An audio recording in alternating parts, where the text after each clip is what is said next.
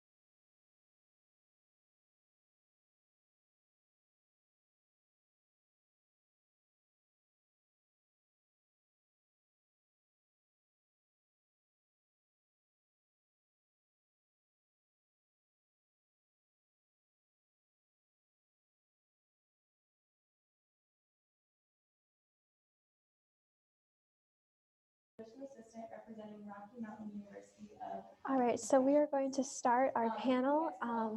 Today we have a wide variety of pharmacy school admissions representatives for Iowa State students to interact with. Just a brief agenda, we will go around and have everyone introduce themselves for students to see who they are. Just a simple name and school introduction will be sufficient. And then we will kind of go into some pre-collected questions from Iowa State students, and the chat and Q&A are available for students to input questions. So feel free to ask questions throughout the entire seminar, and we will try to address those above questions that have been previously submitted. So if our admissions representatives would like to start introducing themselves, that would be great. Hi, everyone. I am Kyle Rainey from Harding University College of Pharmacy. Hello, I'm Fadi Abdul Rasul from Northeast Ohio Medical University College of Pharmacy. Hi, my name is Alyssa Fannin Steele, and I am representing CU SCAG's School of Pharmacy, University of Colorado. Hi, everyone. Liz Davis, Director of Admissions at the University of Iowa College of Pharmacy. Hi, everyone. I'm Beverly Taggart. I am the Assistant Director of Pharmacy Student Services at Duville College. I'm Kimberly Golden. I'm also at Duville. We're located in Buffalo, New York. Hi, I'm Amber Hawk. I'm with University of Nebraska College of Pharmacy in Omaha, Nebraska. Hi, everyone. I'm Caitlin Nygaard. I am an admissions counselor for the University of Minnesota. Nathan Bylander, academic advisor with the College of Pharmacy at South Dakota State University. Hi, everyone. My name is Tasha Gandhi. I am the admissions specialist at Chicago State University. Hi, everyone. I'm Josie Clark. I'm the college recruiter at the College of Pharmacy at University of Illinois, Chicago. Hi, I'm Julie Challoner. I'm the Senior Assistant Director of Pharmacy at the Massachusetts College of Pharmacy and Health Sciences. Hi, everyone. I'm Naya. I'm an admission recruiter for the USC School of Pharmacy in LA. And I'm Courtney, the Professional Admissions Specialist here at St. Louis College of Pharmacy.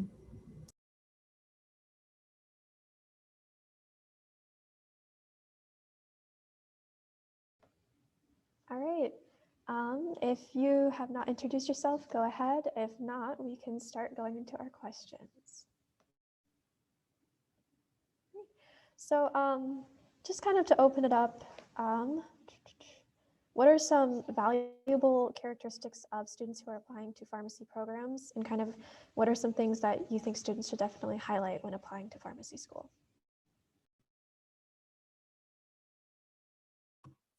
So that is a great question, Abigail. I would say one of the big things that we look at, well, obviously grades are going to be, the beginning part, right? So decent grades would be good. But then aside from that, if they have any pharmacy experience, So have you worked maybe as a pharmacy technician in the past? So I think in most states you have to be 18 with a high school diploma to be a pharmacy tech.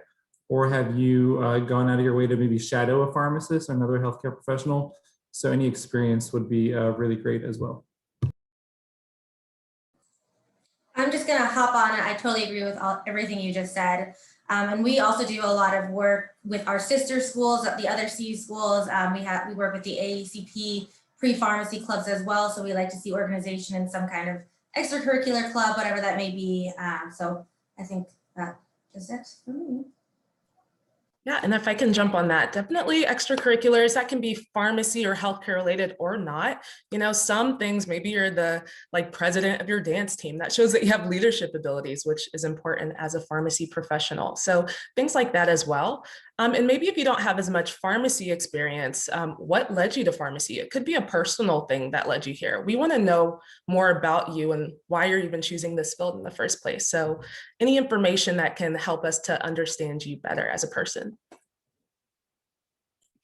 I'm just going to add to that, any even type of volunteer work, any community outreach would be great, even if you haven't had a chance to work in a community setting, but just any exposure with the pharmacy world would be great. All right, those are some awesome responses. So kind of continue on that track. So if a student decides to take a gap year or is applying as non-traditional, how do you make a gap year competitive? What should you do during a gap year to make yourself a great applicant? What do you see a successful gap year as being? Kind of everything that was just said are things that you could consider doing, using that year to get employment in a pharmacy, or seek out internships, even keep your knowledge up and take maybe some more advanced classes, like physiology or something like that, just to kind of keep your mind moving in that year off. So everything everybody just said, but keep doing that. And if you do decide to have an off year, because that kind of helps show us that maybe you just didn't have the time to do what you wanted to do to get the experience while you were in school, and that's okay. So that's kind of some things to consider doing.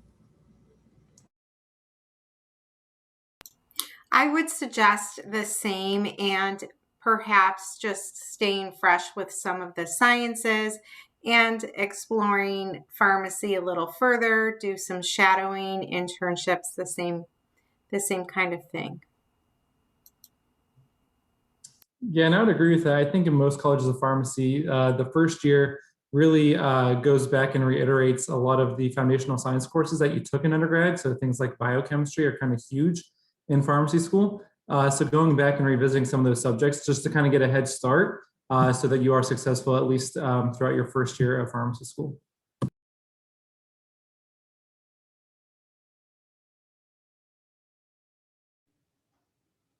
Awesome. All right, so we have a question in the Q&A asking, how do you make up for a low GPA when applying to pharmacy school? I get this question a lot, and I actually I like it because I'm not a pharmacist. I majored in communication, and I definitely struggled in my undergrad. It's a hard transition going from high school to undergraduate, and so there's obviously all these things that come along with that and challenges. And so, I'm sure everybody else on this panel gets this question too. And the way that our school does our reviews is we do holistic reviews. So say that you got a D in your Gen Chem 1 class. So what did you do the next time you took it? How did you improve yourself? That's what we want to know. And that's what's the most important thing is the student success. And we won't say, you're not cut out just because you had a rough semester, because we understand that those things happen. And we want to know what you did to improve after that. I think also kind of adding to that, just being honest about what happened if you got that D, and not trying to be embarrassed or that, it's the end of the world. Just being honest with us about your story and like Alyssa mentioned, the things you did to improve. We like that holistic review really allows us to see your whole experience and exactly who you are. Yeah, we also look at things holistically. I think it will be helpful for you to, if you're interested in certain pharmacy schools, they might have different GPA requirements. So look into that as well. For pre-pharmacy required courses, we don't allow below a C-, but we do allow you to repeat a course. And also our, reviewers will take into account an upward trend. So kind of like what Alyssa was saying, maybe that transition was hard, but if we see that you're improving throughout, then that makes up for a lower GPA as well. And yeah, other things like we all mentioned, extracurriculars, things like that will also help to strengthen your application. I would say the same, to tell your story, and we'll review your entire application.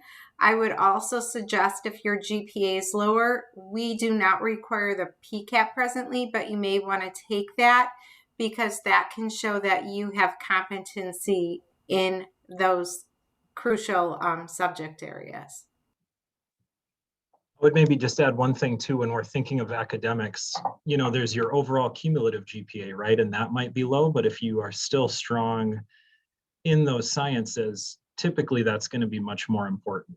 If you have to take some of those humanities electives like psych or soc, but you don't really care for them and that lowers your cumulative GPA a little bit, you need to work hard in all your courses, right? But if you are still doing well in your chemistries and organic chemistries and anatomies and physiologies, it's not going to weigh as heavily on an admissions committee if you got a C in Psych 101 or Speech 101 or whatever those courses might be. And so also making sure you're kind of like picking apart your own transcript a little bit and sort of kind of defining like, what does low GPA actually mean? Is it the science courses, or is it these other things that are important but are realistically not going to prevent you from being a successful pharmacist? Yeah, and we also do a holistic review, but we always tell students who maybe struggled, having a strong interview is key as well. If you get to the interview stage and prepare really well and can explain your story and really let the interviewers know this is what happened, but this is how I've turned it around, it can make a huge difference compared to someone who comes in and maybe doesn't have good answers prepared for why they struggled or what they would do differently in pharmacy school. So that can really be helpful as well. Yeah, I would agree with what everyone else is saying for sure. I get it. Organic chemistry is rough for sure. So the best way would be try to avoid that if possible. I mean, my suggestion is if you're anticipating, certain classes being difficult, I would say organic chemistry is one, biochemistry is one, physics, maybe if the school requires physics is one as well. Schedule your classes accordingly, right? So if you're going to take a really difficult, say, organic chemistry course, maybe some of the other courses that you take that semester aren't as hard, right? Maybe you don't take organic chemistry with physics or with calculus or with some of the other more difficult courses. What I did that worked for me was I took organic chemistry in the summer by itself, so I could just focus on organic chemistry, and that worked well for me. But do whatever works for you. So the best thing I would say is try to prevent it if at all possible. But if not, we're very understanding. We're understanding people. So we get it. We get that undergrad can be difficult. So try not to stress too much about that.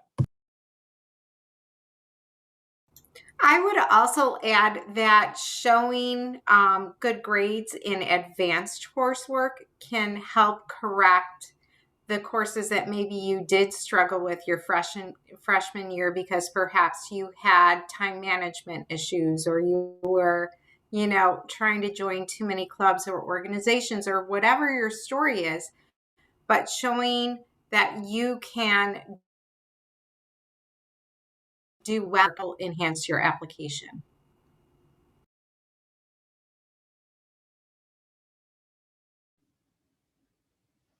All right, so we have another question from our Q&A box.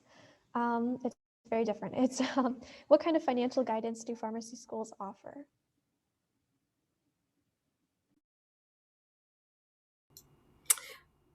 We always refer them to our director and assistant director of financial aid. We have a scholarship application service and we give scholarships. So we're always guiding them through, but we always refer them to the experts so that they're able to give them exact advice for their particular situation. Yeah, I would agree with that. At UIC, we have a specific person within the financial aid office that deals with the College of Pharmacy. So we always refer them to her to answer their more specific questions. But we do have scholarships, and there's instructions for applying for those on the FarmCast application. We just do it all through FarmCast. We don't have like a separate process, so that it's all just very streamlined and a lot easier for students to navigate.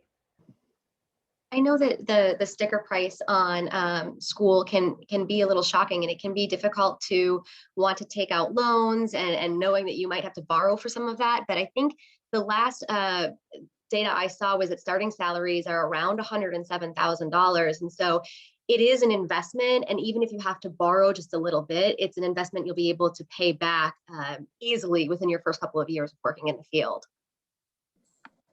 Yeah, I definitely agree with that. It's definitely an investment. And one thing that we can do, other than referring you to our financial aid as well as the scholarships that we offer, is we allow our out-of-state students to qualify for in-state tuition after their P1 year. So their P1 year is the only year that they have to pay out of state, and that's the first year. And then they just have to prove their residency, and then they can get in-state Colorado tuition for the last 3 years.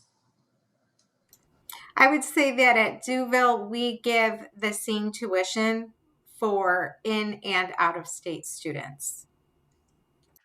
University of Nebraska, we also just have one tuition for both in-state and out-of-state students, and that starts this coming fall. Something else I wanted to add on, we have several different buckets of scholarships at Nebraska. So, when you are an accepted student, you have scholarships both at the campus-wide level that all of the health professions programs are looking at. And then we have College of Pharmacy specific scholarships, and those are in varying amounts. And then, of course, the traditional financial aid, still complete FAFSA, work through the financial aid office and all of those things. So I think financial aid will probably be a very similar process at all of our institutions, with scholarships and financial aid available to incoming students. I would add, not to take over the panel, but I would also like to add that you could do work study or do a grad assistant program so that you can help afford your tuition as well. Yeah, just to piggyback on what others said, our financial aid office will sit down with each student individually and walk through what loans you're getting through having filed FAFSA and the scholarships, and they'll kind of break down associated costs that are required, but also costs that you can think of that you maybe aren't thinking of off the bat, of living costs and things of that nature, which some students do, use some loan money to help with kind of living costs depending upon where they're at and where if they have to move and things like that. So just know that the financial aid office is, kind of, again, somebody said this, they are the experts. So they'll sit down and kind of walk through all that stuff with you, so that it is a little bit easier to understand and you kind of have a plan moving forward for the 4 years. It sounds like we all kind of have a similar setup, right? We're going to have an established financial aid office, and we have scholarships available, kind of like what Amber said. We also have buckets. So there's like USC School of Pharmacy, but then there's university-wide scholarships and also larger, like nationwide ones to take into account. So we also have like a scholarship committee, and they can provide some insight on that too. And another aspect of like financial guidance is kind of like, how are you going to handle your finances as a pharmacy professional, all of those things. So we do have a student affairs office as well that helps with that and programs different events that kind of gives you an understanding of how to be smart with your money as a pharmacist. You will be making good money, but you still have to make wise financial decisions. And we're also building up like a career services team to provide you with even more like programs like that. Yeah, and I would agree with all of that. I mean, I think the common theme you're getting is professional programs can be expensive for sure, but they are worth the investment. I'm still paying back my student loans. I graduated 6 years ago. I'm still paying back my student loans. Every time I see that automatic withdrawal out of my bank account, I cringe, but it's definitely easy to pay off my student loans based off the salary that you make as a pharmacist, for sure. At Neomed, we actually have a dedicated professional development course where we have a financial wellness component embedded in that. So kind of like at USC, we kind of educate you on what to do with your money when you are making that salary, how to make the most out of your income, and kind of plan appropriately for that type of salary. I might add another thing to consider. So at Duval in the fall, we'll be offering both an on-campus and an online PharmD. And so you might want to explore what sort of programs are available to you. Some folks don't learn well online. And in that instance, I would say absolutely, have an on-campus experience, get that lab experience. But for some who want to work through college, online can offer that flexibility to work while going to school. So it really depends on what you're doing right now, where you're working, where you see yourself succeeding, and making some decisions based on that.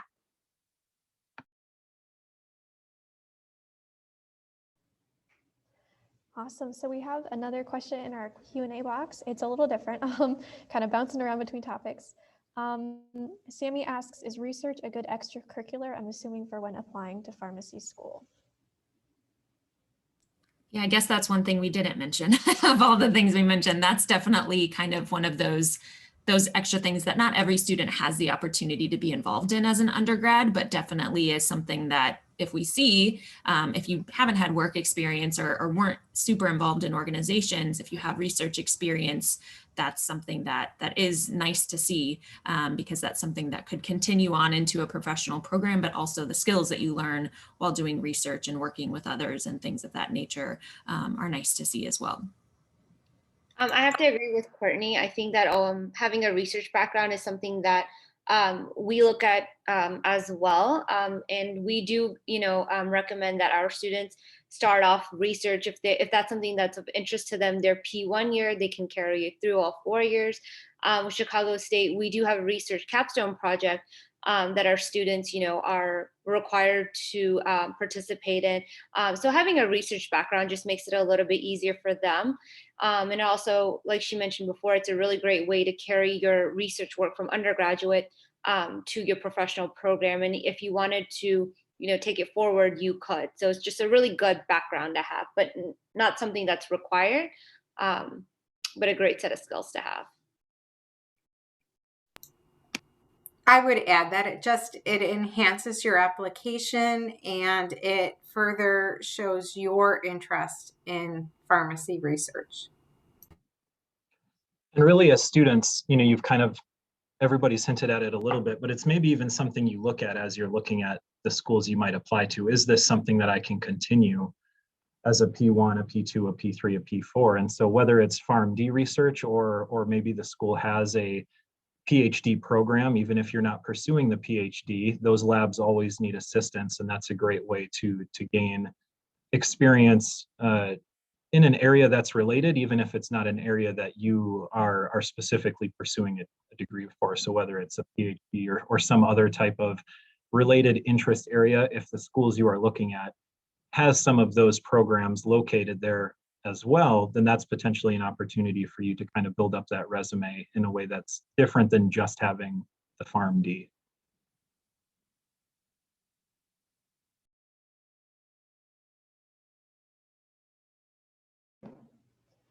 Awesome. All right, so we have two main COVID themed questions. I'm going to read them both off and then we can address one and then I'll bring up the second one. So one is, what advice do you have for interviewees with the new COVID protocols?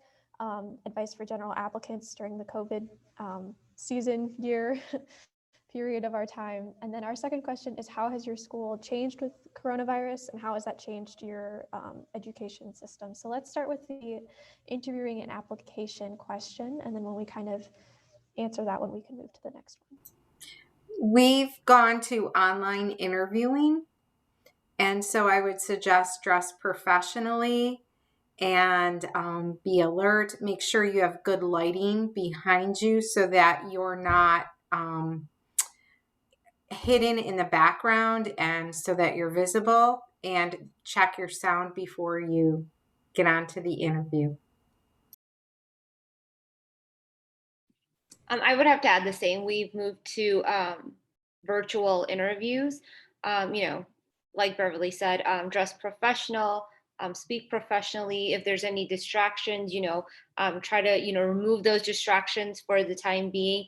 If you have, family members, pets, anything like that, just for the time being, try to remove them just because it looks very unprofessional if you're going back and forth. Don't be on your phone. Try to practice a little bit ahead of time. it's, for me, like I'm also part of the interview process too. So I love it when interviewees ask a lot of questions about pharmacy. There's specific topics that they want to talk about. So to me, that shows that you're really interested in, you're looking outside of the norm of the typical run of the mill interview questions. So, bring a little personality to the interview is what I would have to say. We've also moved to a virtual space for interviews, so it's a little bit shorter than it usually is. But yeah, also we provide a lot of information beforehand, information about like the Zoom, how the process is going to be. Be sure to read that thoroughly. If they say to update your Zoom so that you have access to all the features. So that's just a part of preparing, right? And also I believe part of the question was like any tips for applicants in general or the application. I know some applicants have reached out to us worried about not being able to have kind of pharmacy experiences. Maybe certain facilities or institutions aren't taking volunteers or something like that. I would encourage you to kind of show initiative by finding other ways that you can volunteer in the community, and whether it's distributing PPE to people who need it or providing like food to seniors, things like that. So, it's a weird time to be applying to pharmacy school. Maybe you're not able to get all of the experiences you want, but, we respect you kind of being flexible, taking initiative and identifying the needs of your community. Yeah. We also moved to virtual. I'm sure most people have moved to virtual interviews at this point. Pay attention to time zones. That happens a lot if you're interviewing in a different time zone. We're on East Coast time. We have a lot of our friends in California. Forget that when they sign up. So just pay attention to that. We do put it everywhere, but I know it's very easy. Even today, I was like, what time is 2 p.m. Central? And doing the math to make sure I was here correctly. So read through the instructions, make sure you see everything, because we've changed our format again, just due to the virtual setting. And also in terms of being an applicant, I know a lot of schools have allowed students to take classes pass-fail due to moving to online or hybrid.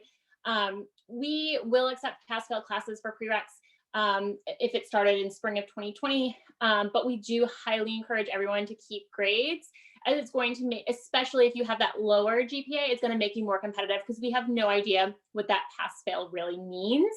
So I would definitely encourage you, if possible, to keep as many science-related grades as you can.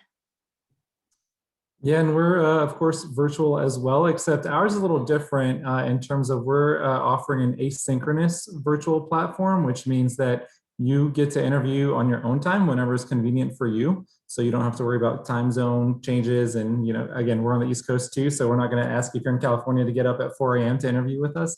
So it'll be an asynchronous platform, so that's really convenient for you. And I would actually say right now is the perfect time, while everyone is interviewing virtually, is the perfect time to apply, because it saves you a ton of money in travel costs as well. So it'd be the perfect time to apply right now.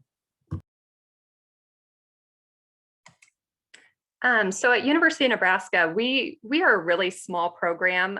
So we only accept 60 students every year. So for that reason, we've done some hybrid type things. We've done virtual interviews, obviously, and most of our applicants this year have opted for the virtual option. However, because we are a small program, we have been able to do some modifications and still allow people to come on campus in extremely small groups. We've had maybe 2 applicants come for an interview day and just added a lot more interview dates to our calendar. So that is kind of nice for students who, maybe haven't been to our campus and want to come see what things are like. Even though it's definitely a ghost town on campus and you don't get quite the full experience, we have been able to do some modified on-campus interviews as well. I would add also the day of your interview, if it's virtual, to just make sure you're communicating with us if you have technology issues. We've run into that a few times with some of our virtual interviews. But we're all very understanding. I'm sure we all also have had technology issues with different fairs like this that we have attended. So just make sure you're communicating with us that day as it's going on. We know it's a stressful day anyway. We don't want to add that stress because of the technology issues. So just email us the issues. We'll be able to work it out. If you end up having to reschedule for a different day, typically that's fine. We can figure that out, just make sure that you're telling us these things. So it doesn't seem like you just decided to not show up and then you come off unprofessional. So just make sure that you're working with us when it comes to the technology issues.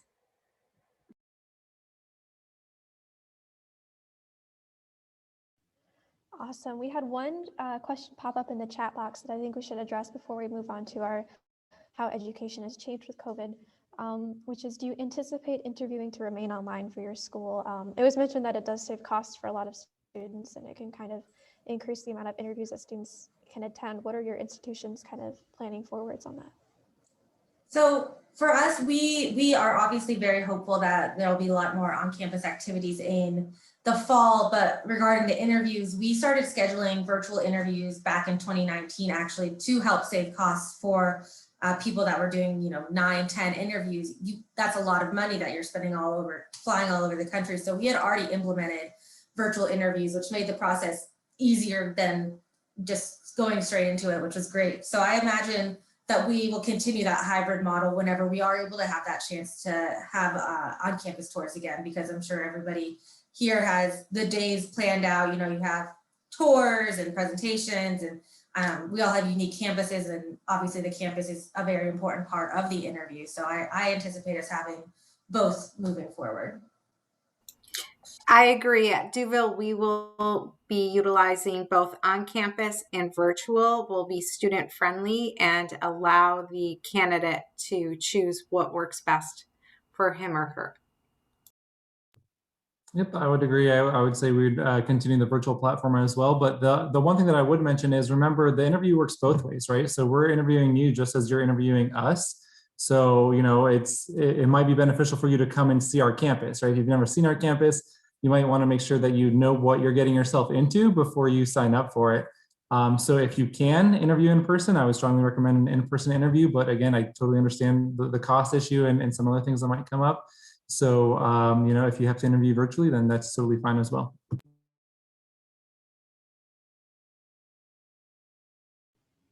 I do agree with that. The interview, we always tell our candidates, is two-sided. We're interviewing you to make sure you're a good fit for our School of Pharmacy, as my phone rings, I'm sorry. And we're interviewing you to make sure that, and you're interviewing us to make sure that you're a good fit we're a good fit for your educational needs. I'm sorry, with my phone ringing.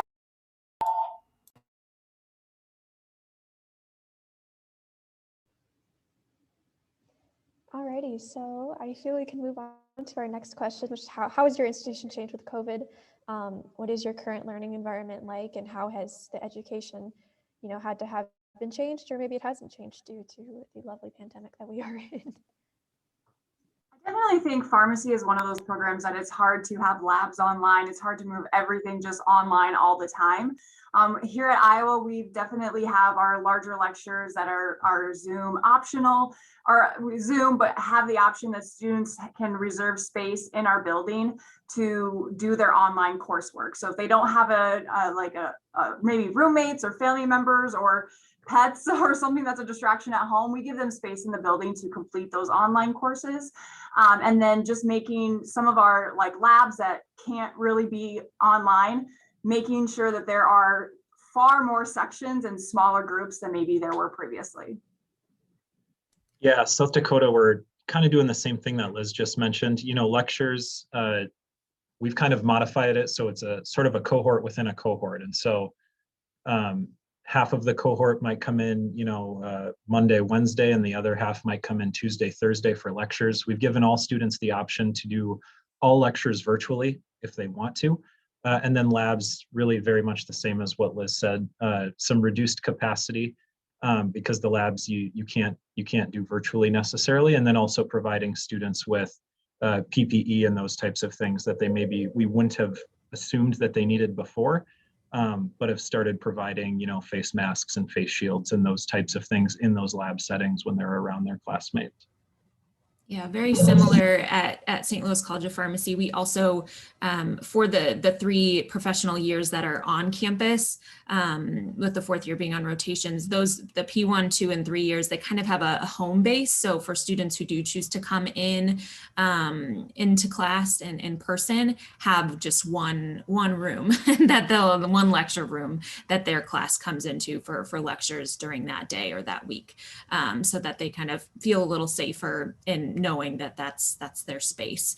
But similarly, students can choose if they want to come in or stay online for lectures, but labs, we've reduced the number of students in the lab spaces, and we have a smaller campus, so we've really been able to make some incredible changes around our campus to make sure that, in one door out the other, temperature checks, all that sort of stuff. So has been a shift, but unfortunately one that we've adjusted to, and so hopefully pretty soon we'll be able to adjust back. I think the same is happening at Chicago State as well. We've moved to the lectures being online, and all of our labs are still present on campus. Again, just asking that our students follow the social distancing rules, that they come to school wearing their mask. And then we do have scheduled labs with reduced capacity, just so we can ensure all the rules and regulations. So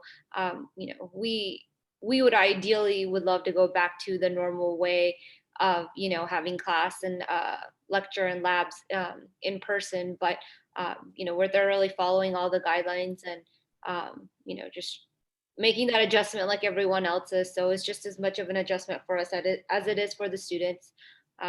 While it is a challenge for us, we do take that into consideration, but for now that's what we're doing as well.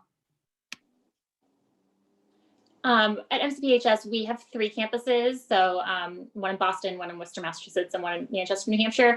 So we have moved to a hybrid model.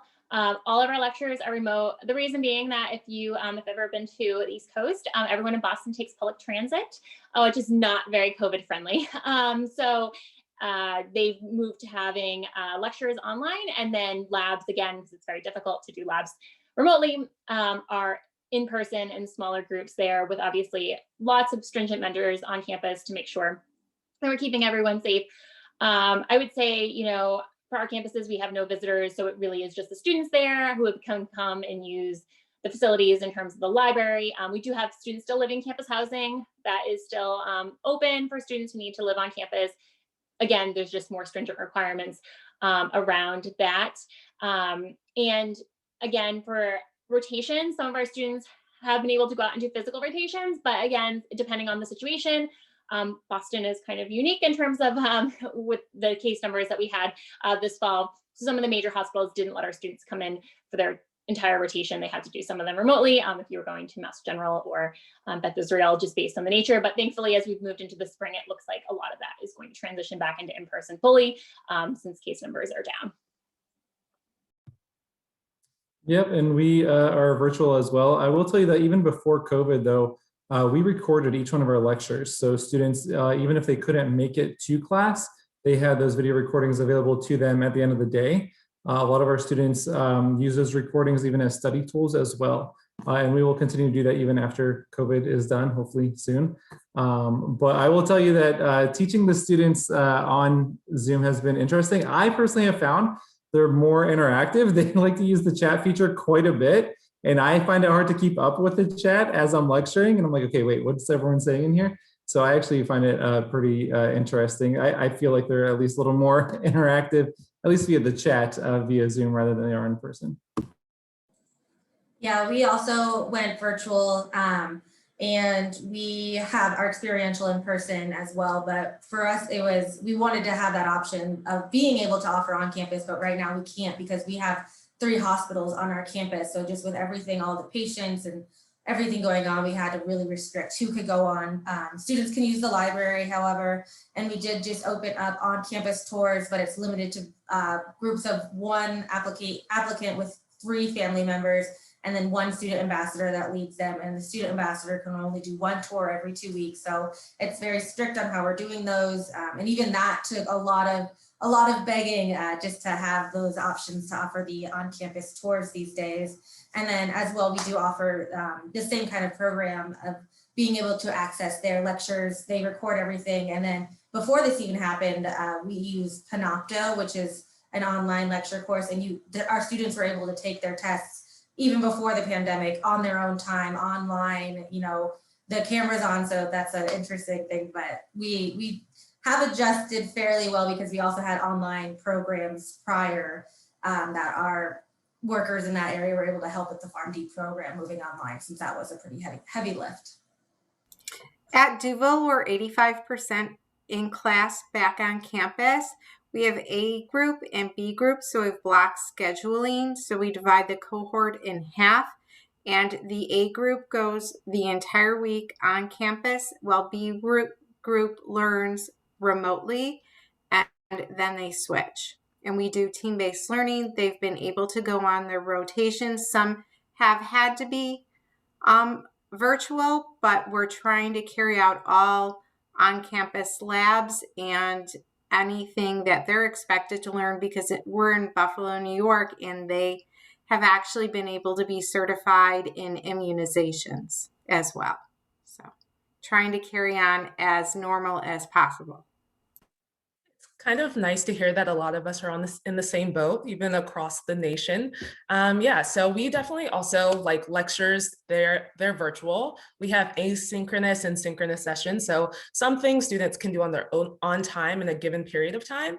And then some are like live lectures where the professor's there and they can ask questions as needed. And yes, we have some experiential programs that are on campus. Also, I'll say like some research is still available. We have PhD students at the school, but also like our PharmD PhD students are still able to do some research. And I would say most of our like rotations, which start as early as the first year for our students, they've been in person, unless students felt uncomfortable and they requested like an online situation. And it's also cool because our students have had the opportunity to volunteer like at the Dodger Stadium to provide vaccinations to the community. So they're still getting a lot of, experience, which is good. And yeah, I imagine the students at NeoMed are probably very like conversational because they're missing that socialization piece. So yeah, hopefully we'll be able to be on campus more soon. But I imagine, we might have to consider a hybrid model moving forward. I think we're all just considering what that new normal will be. So we'll see. I will add that we are launching our PharmD online as well. So we will have the on-campus and the online component. That will be an accelerated 3-year program. And instead of, a typical semester, we're going to be doing trimesters with 14 weeks of online learning. And then we will bring students on campus for 1 week at the end of every trimester for observations on campus and to get that on-campus experience. So sort of as everyone's saying, we're being flexible. There's a blend of different types of learning styles, even across this panel, and how folks are approaching, meeting students where they're at in the pandemic.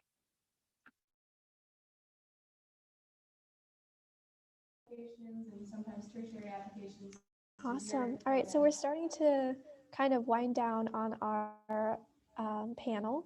So I think it'd be nice to kind of go into some general advice that you like to offer to undergraduates considering pharmacy as a career and graduate school choice. So this can be advice for your specific program, for what programs that you work at, kind of what they look for, or just advice that you think undergraduates should be following to have a good, successful application cycle. There was one thing I wanted to mention earlier, but there wasn't a specific question, as similar to, I think someone had mentioned, making sure you're checking all the schools that you're applying to and what those GPA requirements are. Also check the prerequisite list. While they don't probably differ a whole lot, they probably differ enough sometimes that you may have not planned to take a certain class and then come to find out would need to finish that. For our programs specifically, we do allow you to take any missing prereqs. Hopefully it's not too many, but for your own sake, to not have to take too many in the summer. But we do allow you to take those in the summer as long as they're completed before we start, successfully completed before we start. But just make sure that you're in communication. While the PharmCast directory is really helpful, talking to the reps that you see here is really beneficial in just having that initial conversation with them to make sure that you know what each program is looking for specifically, and starting an Excel spreadsheet that has all that information so you can keep track of everything and stay organized, especially if you are applying to more than one program. But I mean, just kind of overall broadly what everyone has been saying, we review students holistically as well. So, while academics are super important to make sure that you'll be successful in a PharmD program, we also, are looking at non-academic factors as well, and, want to make sure that you've had a well-rounded experience in your undergrad, and that can be well-rounded in many different ways, whether it's work or organization experience, leadership, anything like that. So, yeah. So I would say you're in the driver's seat here, right? This is your future. This is your career. So just make sure you do your research on it. We talked earlier about the price tag that comes with pharmacy school, and it can be a little pricey for sure. I would encourage you to do your research on the colleges of pharmacy that you think you want to apply to, and make sure that you're going to the right one in terms of, you want to make sure that you're going to be successful there, right? So some things to look at for those colleges of pharmacy would be things as on-time graduation rates, their NAPLEX pass rates, right? So NAPLEX is a licensure exam they have to take to become a licensed pharmacist. It's one thing to graduate from the program, but if you can't pass the NAPLEX, well, that's a different story. You can't practice as a pharmacist. So look at their NAPLEX pass rates. The field is going more into residencies. So look at their residency match rates as well. Things like that. So that shows you how successful their students are. And you want to make sure you're successful as well. So I would urge you, maybe you don't go with the school that offers you the most in scholarship because they might not be the one that's, makes you the most successful. Look into each one and see how successful their current students are. I will just put a plug in here. Neomed was ranked top 10% in return on investment among all colleges of pharmacy in the nation. So that means for what you're paying for the education, you're getting a lot out of it as well. So just do your research on the colleges of pharmacy, make sure that you're picking the one that is right for you. I would add that you want to look at the learning environment that you're offered. At Duville School of Pharmacy, all faculty teach all classes. We do not use TAs, and we're very student-centered. We're small. Every student is known by face and name. You may want that small environment, or you may wish for a larger environment, but whatever environment you think you can learn best in is the one that you should seek out. I wanted to add that I think that sometimes the humanity can get lost in an application. We see numbers, we see GPAs, and it's really nice to see a student who's thought about the institution's mission. At the end of the day, pharmacists are serving communities and they're serving people. And can you pull that into your application somehow? What is your commitment to equity and to service? If that's, part of the institution's mission, it's just always good to see that reflected. So I'd say, do a little bit of research as to where you're applying and make sure that you're speaking to that if you can in your application, because that always speaks loudly and speaks volumes when we're reviewing applications. I agree with everyone that doing your research is important. When it comes to return on investment, I mean, it's also like an investment of time and like rigor, and it's a lot that goes into it. So even taking a step back, like maybe let's make sure that pharmacy is right for you. Maybe you're one of those students that are still trying to decide if it's like medicine or dentistry or pharmacy. So, doing informational interviews with the pharmacist, shadowing a pharmacist, these experiences aren't required, but I think they're beneficial for you, like being a pharmacy tech to see what the day-to-day kind of looks like. Because you're about to put a lot of investment into wherever you choose to go. So make sure it's the right thing for you. And then I think when you make sure that it's the right kind of profession for you, then you can start understanding what's the right school for you because you know what you want to get out of this. So yeah, I agree. I just have two things to add. As an undergraduate, and I think I've mentioned this before, just be very proactive when it comes to doing community outreach, volunteer work. I think that will also help a lot in, helping you determine if pharmacy in fact is for you, just to get out there and see what a pharmacist does from day to day. Because from the conversations I've had, a lot of people don't know what pharmacists do, or they have a very generic idea of what we do. And a lot of us are associated as behind you know, a Walgreens CVS counter putting bottles in a pill and labels on a bottle. I mean, we get that all the time, right? And we do so much more than that. So if there's a unique opportunity in the field of pharmacy, get out there, participate, you know, get that hands-on experience. And secondly, whichever school you decide to go to, I would highly recommend doing research on the city. You know, what residency programs that are offered by the school, what are their practice sites, you know, what do they offer for you? Do they fit for what your vision of what you want to achieve out of pharmacy school? You know, so I think that alone also helps them, is very helpful, because then that makes your stay worthwhile at that school and even in that city. So I think for me, like for us, it's like a twofold thing. And, you know, thirdly, we also do have a very small class size. So we are only admitting 30 to 40 students. But, you know, the point behind that is that we want to create a very intimate setting. We really want to focus on building our relationships with our students, getting them, you know, having that open door policy to where we can set them up for success. So we're really, you know, that's what we pride ourselves in. So if that's something that you're looking for, you know, to stand out as an individual as opposed to a number, you know, that's something to consider as well. So yeah, that's all I have to say. Maybe one last thing that I'll say, and I'll try to be quick.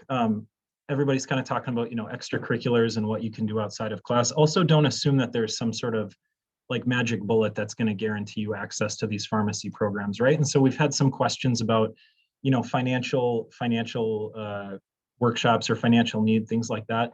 Sometimes that means you take a part-time job at a fast food restaurant, right? But don't assume that that means there's not something in that job that you can still translate in the interview, right? You're going to learn a lot more about customer service working at McDonald's than you ever will in any of your chemistry classes. And so don't feel like, pursue those really unique opportunities whenever you can, but don't assume that because those opportunities might not be there in front of you, that means you can't take advantage of just normal experiences and then leveraging those experiences in those interviews and in those applications. That's a great note to end on. So for the students attending this session, I've just put the next website link to the breakout rooms for the pre-health fair that will now be occurring. I think it starts at 3, but I could be a little off. So I expect that we'll see some of our admissions reps participating in that.